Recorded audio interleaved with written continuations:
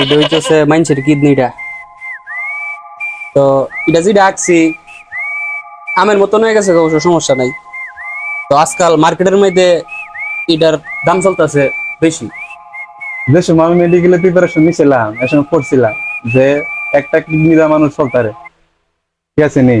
হ হ, আমি শুনছি একটা দা বলে চলেন যা। একটা কিডনি দিয়ে যে বাঁচন যায় এটা সারা দুনিয়ার মানুষই জানে। আরেকটা জিনিস আছে, এটা কাইটা লইলেও এটা আবার বাড়ে।